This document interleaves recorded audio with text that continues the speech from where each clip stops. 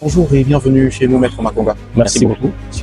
Maître Kiyombo Makonga Janvier Lemaire est chef des travaux à l'université de Machi, à la faculté des droits. Ces moments de crise qui entourent ou qui accompagnent chaque initiative de révision constitutionnelle. Chaque fois qu'il y a une initiative ou un projet de révision constitutionnelle en République démocratique du Congo comme dans d'autres pays africains, il y a toujours ces moments de tension, ces moments de suspicion tout autour. Oui. Vous êtes sans ignorer qu'il y a eu même des régimes qui sont tombés en Afrique, tout simplement parce que les animateurs des institutions s'étaient engagés. Bonjour et bienvenue chez nous, Maître Makonga. Merci beaucoup. Alors, ce canal, ce Community Vibe, et généralement, toutes les semaines, je reçois des gens qui, à travers leurs écrits et leurs réflexions, nous aident à mieux comprendre et à mieux construire notre communauté. Okay. Et ici, je vous reçois parce que vous êtes auteur d'un ouvrage. Ça parle de la justiciabilité des lois de révision constitutionnelle en droit congolais. Mais avant que l'on ne s'intéresse à l'ouvrage même, intéressons-nous d'abord au personnage de l'auteur. Qui est Maître Makonga? Ma première question. Merci beaucoup. Maître Kiyombo Makonga Janvier Lemaire est chef des travaux à l'université de Machi, à la faculté des droits. Il est mari et père de famille. Et chercheur passionné en droit constitutionnel. En droit constitutionnel. Alors déjà, puisqu'on parle de cela, c'est que y a-t-il eu un constat précis, un événement particulier qui a fait en sorte que cela puisse nous inspirer l'écriture de ce livre? Oui.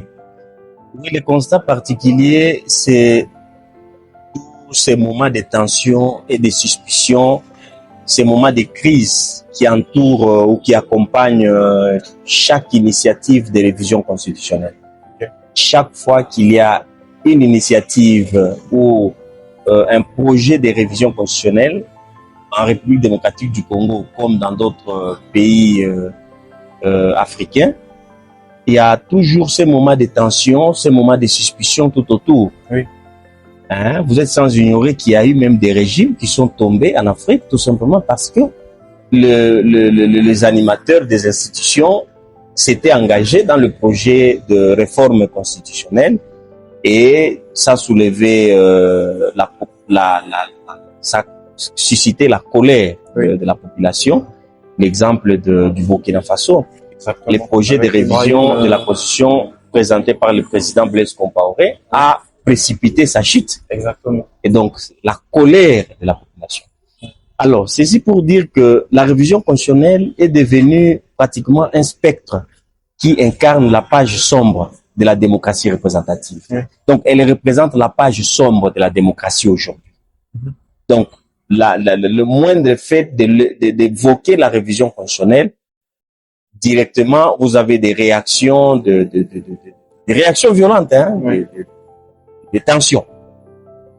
Alors, c'est de là que l'idée nous est venue de réfléchir sur la rationalisation de cette procédure de révision constitutionnelle pour assurer la population.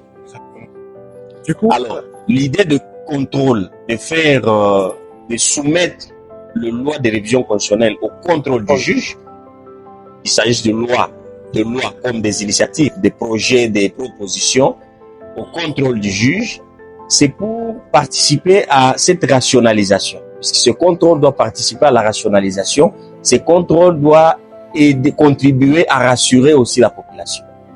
À rassurer la population pour éviter des suspicions, parce qu'on peut avoir aussi des initiatives qui sont louables, oui, des révisions constitutionnelles qui sont raisonnables, qui sont louables. Mais le problème, c'est qu'aujourd'hui, quelle que soit la bonne foi de l'initiateur, oui, en tout cas, la procédure est prise au sens péjoratif dès le départ. Mais ce n'est pas aussi l'effet des hasards. Le problème, c'est que le droit constitutionnel en Afrique s'est construit sur l'idée de la concentration du pouvoir plutôt que sur l'idée de la limitation du pouvoir. Exactement. En parlant de limites, vous mentionnez le fait que la Constitution fixe des limites aux révisions constitutionnelles, Oui. aux lois de révision, sans prévoir de sanctions. Est-ce que vous pouvez nous expliquer un peu plus ce qu'il en est de cet aspect? Oui. Dans d'autres pays, nous l'avons évoqué dans l'ouvrage, où il est organisé une procédure de contrôle de loi de révision constitutionnelle ou de la procédure de révision ou des projets, des propositions de révision de la Constitution. Il y a moins de problèmes que là où cela n'est pas prévu. En droit congolais, la Constitution du 18 février 2006 prévoit un dispositif de contrôle de constitutionnalité de loi. Mais il s'agit de quelle loi? Il s'agit de loi organique. Oui. Il s'agit de loi organique. Et là, le contrôle est même obligatoire. La Constitution a rendu le contrôle de constitutionnalité de loi organique obligatoire. Et qu'en est-il puis, des lois de après révision? des lois organiques, vous avez les lois ordinaires dont le contrôle est facultatif. Mais sur les lois de révision constitutionnelle, Oui. la Constitution du 18 février 2006 n'a rien dit. Il n'a rien dit.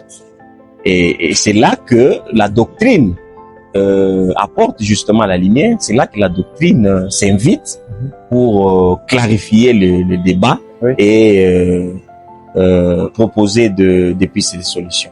Oui. Alors maintenant, selon vous, quel est le rôle que le juge constitutionnel doit jouer pour s'assurer que le respect des clauses... J'ai dit que le droit constitutionnel africain s'est construit sur l'idée de concentration ou de consolidation du pouvoir du président de la République, plutôt que sur l'idée de la consolidation de la démocratie, ou de l'état de droit, ou de la limitation même du pouvoir. Vous voyez? Et donc, les constitutions élaborées ou révisées à l'initiative des chefs du président de la République sont des constitutions qui ne peuvent être que sur mesure. Ne peuvent être que sur mesure. Parce que très souvent, c'est pour prolonger les mandats.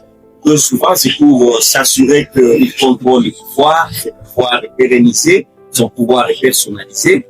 Et cela discrédite toute procédure de réforme. Alors, donc, le juge, il est attendu justement sur ces champs pour sauver justement la Constitution. C'est le gardien de la Constitution. Le juge constitutionnel comme gardien de la Constitution, il doit protéger la Constitution de toutes les initiatives de révision qui s'écartent de la vision ou de l'esprit du Constitution. Exactement. Donc, à part ça, il y a quelque chose que j'aimerais bien vous demander, c'est que le concept de la justiciabilité prend un sens particulier dans votre ouvrage. Est-ce que vous pourriez nous expliquer de quoi il s'agit? En fait, la justiciabilité, c'est cette possibilité qu'on donne, ou c'est ce mécanisme-là qui permet d'attaquer le loi de révision constitutionnelle devant le juge. Dès lors que cette loi viole le droit, dès lors que cette loi s'écarte des limitations prévues par la Constitution. Exactement. Parce que pour savoir que la Constitution est violée, il faut qu'il y ait un dispositif de contrôle. S'il y a un dispositif de contrôle, par quel mécanisme va-t-on sanctionner une loi de révision constitutionnelle qui viole la Constitution? Si les constitutions ont prévu des limites, ça veut dire qu'il y a des dispositions qui ne peuvent être révisées. Il y a des circonstances dans lesquelles on ne peut pas initier une révision constitutionnelle. Mais il n'y a pas qui est là pour contrôler. La Constitution n'a pas prévu. Exactement. Puisque la Constitution est un gardien naturel. La Constitution est un gardien naturel. Oui. Et donc, nous avons développé un certain nombre de théories pour justement offrir au juge constitutionnel tous les outils nécessaires pour pouvoir, une fois saisi, que le juge constitutionnel ne puisse pas se dédouaner. Le juge constitutionnel puisse saisir de et exercer son. Cela a été fait dans beaucoup de pays. Et où est-ce que on va trouver le livre? Parce que je pense que en ce moment, il y a énormément de choses dont on devrait discuter, mais le livre est là pour ça. Le livre est là pour répondre à ces questions-là. Où trouver le livre? D'abord, on sait qu'en ligne, on peut le trouver sur Community. www.communityofThinkers.org. Les livres physiques, on se les procure aux différentes librairies, notamment la librairie de Hull, Presse universitaire de l'ouvrage. Oui. Oui, vous allez trouver les livres physiques. Ok. Et bien sûr, grâce à la communauté des chercheurs, avec l'application qui a été mise à notre disposition, Oui. aujourd'hui même en ligne, toutes les personnes intéressées peuvent commander les livres. Parce qu'aujourd'hui, tout le monde est sur son téléphone plutôt que dans des bibliothèques. Alors, nous avons suivi l'évolution de la technologie pour nous mettre aussi au point. Donc, aujourd'hui, à partir de son téléphone, Oui. il suffit de télécharger l'application. Quelqu'un peut avoir la possibilité de commander les livres. Alors, j'ai une dernière question Oui. que j'ai oubliée, mais je me rattrape. Oui. Est-ce que vous aimeriez que vos futurs lecteurs, vos étudiants puissent approfondir au regard de votre ouvrage? Oui, c'est que j'aimerais que les étudiants, tous les lecteurs puissent approfondir au travers la lecture de cet ouvrage. Oui. C'est l'importance qu'il y a dans un État à respecter les règles, à respecter les textes qui prônent l'état de droit et la démocratie. Ok. Au Congo, comme en Afrique, nous n'avons pas un problème de texte. Nous avons le problème est plus anthropologique et lié au texte. Et donc, vous avez des textes, mais qui ne sont pas respectés. Vous avez des textes qui ne sont pas respectés. Surtout la Constitution. C'est les textes les plus violés. C'est les textes les plus violés, même les plus vulnérables. Oui. Là, c'est vraiment à la merci des dirigeants. Ils manipulent ça à souhait. Oui. Vous voyez? Et donc, à travers ça, que les lecteurs et nos étudiants puissent cultiver la culture du respect des textes. La culture du respect des textes, la connaissance des avantages qu'il y a à faire respecter la démocratie et l'état de droit dans un État. D'accord. Voilà. En tout cas, je vous remercie d'être passé pour que l'on ait cet échange. Et je pense que les gens qui nous suivent et les gens qui vont découvrir l'ouvrage sauront maintenant ce qu'il en est de l'importance du respect des textes. Et c'est vraiment un grand plaisir pour nous. Et je pense que ce n'est que les débuts. Ce n'est que les débuts de cette grande exploration. Merci infiniment. En tout cas, c'est moi qui vous remercie et je vous encourage pour ce genre d'initiative. Et toutes nos félicitations à Community Thinkers. Community of Thinkers. Of Thinkers, Oui. ouais, voilà. C'est la communauté des chercheurs. Exactement. Merci. En tout cas, bravo, félicitations pour ce genre d'initiative. Et ça nous encourage, ça nous encourage. Notre souci, c'est d'être élu. Oui. C'est d'être élu. C'est d'être élu, c'est d'atteindre le plus de monde possible pour être écouté. Pour être écouté dans l'intérêt de la science, dans l'intérêt de la démocratie et de l'état de droit. Okay. Merci beaucoup.